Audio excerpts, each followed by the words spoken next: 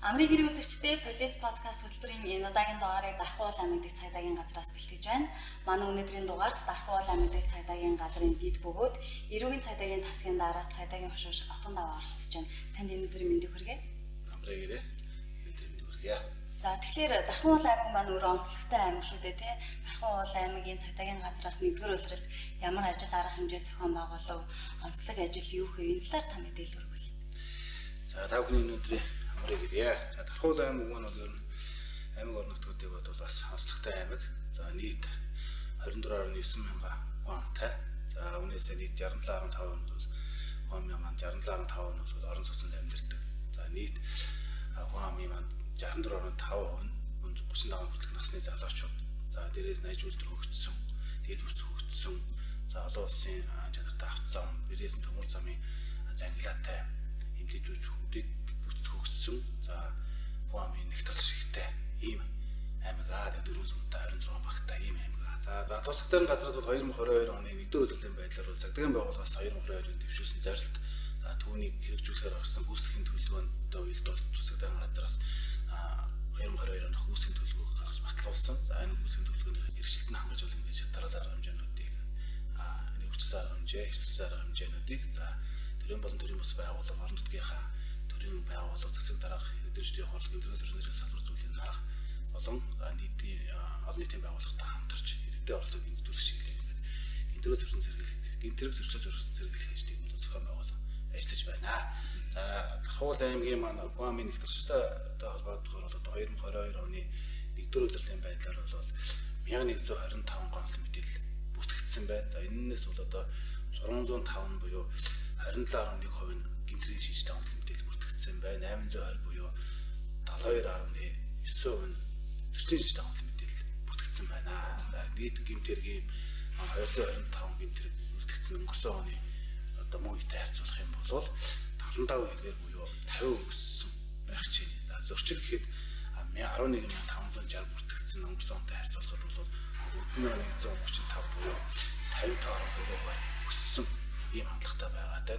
За бас энэ дээр бас өнгөрсөн он 2021 онд бол ковид 19 сатгал өвчтэй холбогдоод түүний тархтай зурсан зэрэглэгч чиглэлээр 20 цэрийн дэглэм хязгаарлалтын бүстэй байсан учраас бас гэмтрийн зөрчлийн гаралт бол харьцангуй бага байсан болол 2022 оны 2-р сарын 14-ний өдөр өдөржүүлсэн бэлэн байдлын зэрэгэл цоцсонтой холбогдуулаад аж ахуйн нэгж байгууллагын үйл ажиллагаа чиглэлээр чиглэлийн үйл ажиллагаатай холбогдсон иргэдийн олон нийтийн гарсан арга хэмжээ за үзүр үйлчлэгээний байгууллагуудын үйл ажиллагаа хэвийн болсонтой холбогдуулаад цаашлуулан гэмтрийн гэмтэр зөрчлийн гаралт үүсэх хандлагатай байгаа. Гэмтэр зөрчлөөс урьдчилсан сэргийлэх чиглэлээр нэлээдгүй олон ажил арга хэмжээ зохион байгуулсан гэлээ.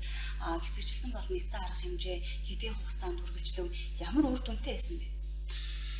За цагдаа ерөнхий газрын даргын баталсан өдөртөмж төлөвлөгөө болон тусгай газрын даргын баталсан өдөртөмж төлөвлөгөөний дагуу гэмтэр зөрчил урьдчилсан сэргийлэх чиглэлээр нэгдсэн бол их арга хэмжээнүүдийг үе шатаар тусгай газар зохион байгуулсан. За тухайлах юм бол мал мах нэгдсэн арга хэмжээ он тамнуул зохион байгуулагдсан. За сар шин 2022 нэгдсэн арга хэмжээ зохион байгуулагдсан. За илрүүлэлт шийдвэрлэлт 2022-гийн нэгдсэн арга хэмжээнд зохион байгуулагдсан. За аймгийн хэмжээнд бол аймгийнхын прокурорын байгууллагатай хамтраад тусгай газарт бүртгэгдсэн гэмтрийг зөрчлийн илрүүлэлт шийдвэрлэлийг ахиулах чиглэлээр 2022 оны 1-р сарын 28-наас 3-р сарын 28-ны хүртэлх хугацаанд илрүүлэлт шийдвэрлэлт 2022 гэсэн аймгийн аймгийн прокурорын байгууллагатай хамтарч зохион байгуулсан. Энэ арга хэмжээ бол нэлээд үр дүнтэй болсон. За мөн цагдаа ерөнхий газрын тэргүүн дэд даргын 2022 оны 3-р сарын 14-ний өдөр батлагдсан шийдвэрлэлт 2022 нэгдсэн арга хэмжээ одоо зохион байгуулагдсан. 5 сарын 15-ны хүртэлх хугацаанд зохион байгуулагдсан. За энэ нэгдсэн арга хэмжээний хүрээнд одоогийн байдлаар бид 6-7 хоног ажиллаж нийт 135 эрх бас шийдвэрлсэн гэдэг зохион байгуулагдаж байна. За аймгийнхаа прокурорын байгууллагатай бас гэмтрийн зөрчлийг илрүүлэх шийдвэрлэлийг ахиулах чиглэлээр бас бүртгэгч нарынхаа оролцуулсан. За зөрчил шалгах шийдвэрлэх эрхээ албан тушаалтад оролцуулсан, хяналтын прокурород оролцуулсан, аймгийн цагдаа газрын дарга болон аймгийн ерхий прокурор, урлагч прокурор, хяналтын прокурород оролцуулсан юм уулзалт зөвлөгөөнүүдийг хийж ажиллаж байгаа нь бол үндсэндээ бол энэ бас хоёр төрлийн байгууллагын хамтаа ажиллагаа гэмтрийг илрүүлэх шийдвэрлэлд бол маш их өгөөжтэй юм ажлууд болж байгаа. Тэгээд бас цаашид одоо нэгдсэн арга хэмжээний үр дүн бол 5 сарын 15-нд дуусаад тэгээд 5 дахь болгон дүнгээ нэгтгэж 7 хоног болгон одоо шийдвэрлэх эрхийн гараа гаргаж шийдвэрлэх эрхийн гараа хэрэгжлээ 7 хоног болгоны баасан 18 цагт дүгнээд Эрдэнэ цагаан албанд хөргүүлж дүгнүүлээд ажиллаж байна. Илрүүлэлт шийдвэрлэлт зэрэг арга хэмжээнээс гадна одоо ямар ажил арга хэмжээ цаашид төлөвлөхөөр зохион байгуулахаар төлөвлөж байгаа вэ? За тусагдсан газраас аймгийн орон нутгийнхаа засаг дарга за Эрдэнэ төрлөөс хурал гэмтрээс өрсөн зэрэглэл салбар зүйлийнхаа удирдлага за холбогдох ерхий албаны шалтнуудад тухайн аймагт үйлдвэрлэж байгаа өсөж байгаа гэмт хэрэгүүд хэргийн онцлог нөхцөл байдлыг тухайн бүрдэнд танилцуулаад за ингээд төсөв хөрөнгө шийдвэрлэх асуудал бол орон нутагт бол тэрийг бол улс төрийн байгууллага цагдаагийн байгууллага маш их дэмжиж ажилладаг. Тухайлах юм бол за хүрээлэн байгаа орчны эсрэг гэмт хэрэг дээр бол одоо жил аймгийн засаг дарга болон гэмтрээс өрсөн зэрэглэл салбар зөвлөлд байгаль орчны газар дээр нэг одоо хүрээлэн байгаа орчны экологийн чиглэлээр энэ шалгалтын чиглэлээр 3 хяналтын постыг 4 сарын 1-ээс 12 дугаар сарын 1-ний хүртэлх хугацаанд ингээд сүүлийн 2 жил дараалал ингээд тусаад байгаа зохион байгуулалт ингээд ажиллаж байгаа. Энэний төсөв хөрөнгө болох жилд нэг 31 орчим сая төгрөгийг бол ингээд аймаг орон нутг маш шийдвэрлээд ингээд албаагч нарын маань томилолт хоол унааны зардал энэ шалгалтын зардлыг шийдвэрлээд өгч байна. Одоо энэ арга хэмжээ ингээд хяналтын постууд гарцсан үргэлжилж байна. За мөн дээрээс нь устгал гэдэг нэг зар хэмжээ зохион байгуулалт. Энэ устгал нэг зар хэмжээний хүрээнд мөн жилд сүүлийн 3 жилд нэг 20 сая төгрөг үндсэндээ одоо 3 жилийн бэлгэж 60 сая төгрөг шийдвэрлэж өгöd одоогоор ингээд 800 га орчим газрыг устгалаар хэмжээ зохион байгуулалт ингээд бас ажиллаж байна.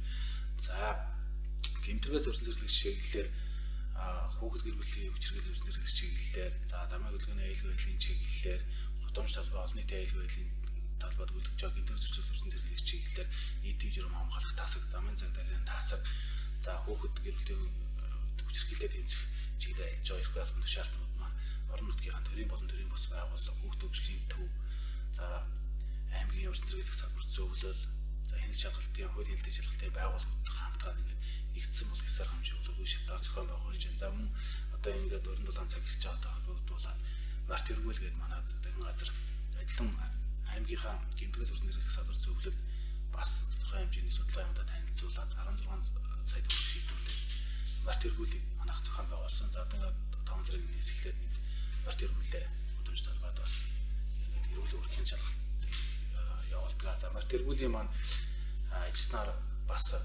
маш их үр дүнтэй өгөөжтэй байдаг. Энэ маань юу гэхээр одоо энэ гудамж талбай зохион байгуулалтаас шалтгаалаад тухайн тээврээс албаны тээврээс очих боломжгүй цэгт гэмтрээс өрсөлдөөн дуудлага дэлгэсэн тохиолдолд морьтой албаагч бол маш түргэн хугацаанд очих тухайн гэмтрийн халуун мөрөөр нийлүүлэх талсан зогсоох учиржуулах эрсдлийг бууруулах чиглэлээр бол март эргүүлийн маань албаагч нар маш их үр дүнтэй ажиллаж байгаа. Гэмтрийн зөрчлөөс урьдчилан сэргийлгээд иргэдийн оролцоо маш чухал байдаг. Дархуул аймагт цагдаагийн газар иргэдийн оролцоонд тулгуурлан ямар ажил арга хэмжээ зохион байгуулж байна вэ? За бид гэмтрээс өрсөн зэрэглэх чиглэлээр энэ хууль төрийн хяналтын шалгалтын байгууллагуудтай бол бас нэлээдгүй хамтар шалгаж ажилладаг. Онцгой байдлын газар за эрүүл мэндийн газар, мэргэжлийн хэлтийн газар за дээрээс нь хүүхэд гэр бүл хөгжлийн газар за ингээд нийгмийн бодлогын хөгжлийн газар гэдэг гэрчлэн ингээд яг хяналт шалгалт олон нийтийн аюулгүй байдлын чиглэлээр хамтарч ажиллаж байгаа шийдвэрийн байгууллагатай бол тусгай газрын албаагч нар бол нэгт маш их сайн холбоотой ажилладаг.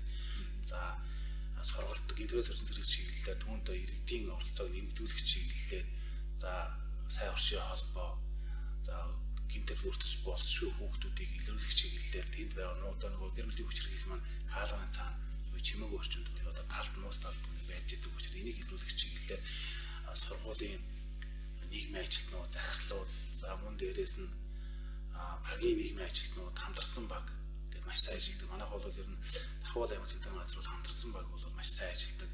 За гэмтрээс өрсөн зэрэглэх чиглэлээр бол энэ сургалтыг за энд бас иргэдийн оролцоо төрийн болон төрийн бус байгууллага боловсролын байгууллагын багш нар нийгмийн ажилтнууд за холбогдох багийн засаг дарга нийгмийн ажилтнуудыг оролцуулсан.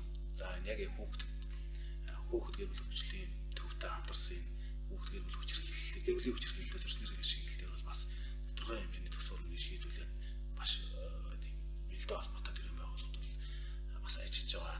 За энэ жил аймгийн хэмжээнд бол хүүхэд хамгааллын жил болгож энэ ажлыг зохион байгуулж байгаа. За үүнтэй холбогдуулаад бол аймгийн засаг даргаас 2022 оны хүүхэд хамгааллын жил болгон зарласан Дархуул аймаг. За үүнтэй холбогдуулаад одоо хүүхдийн гэмт хэрэг зөрчилд өртөж хохирохоос өртөн сэргийлэх, энэ дээр төрийн болон төрийн бус байгууллагуудын хамтын ажиллагаа, за өртөн зэрлэгч чиглэлээр одоо олон байгууллагуудын хамтарсан сургалт зөвлөгөөнүүдийг за гэмтэргээс гэмт хэрэг зөрчилд хамтын ажиллагааны үр дүнгийн талаар ингээд сургалтууд сүүлийн 2-3 хоног бол аймгийн хэмжээнд зохион байгуулагдаж байна. За энэ дээр бас цагдаагийн байгууллага тодорхой хэмжээний мэдээллүүдийг хийхээр за гэр бүлийн хүчирхийлэл за тухайн иргэн өөрөө гэмт хэрэг зөрчилд өртөж хохирох, за сургуулийн өмнөх болон сургуулийн насны хүүхдүүд гэмт хэрэг зөрчилд хохирох, өртөж хохирох гихвчлэг ингээд яг энэ зорилгот бүлгүүдийг тодорхойлоод энэ бүлгүүд дээрээ хамтарсан багууд оролдоод тэгээд тодорхой ажлуудад төлөвлөлөөд тэгээд төсөв хөрөнгөний асуудал нь бол аймгийн засаг дарга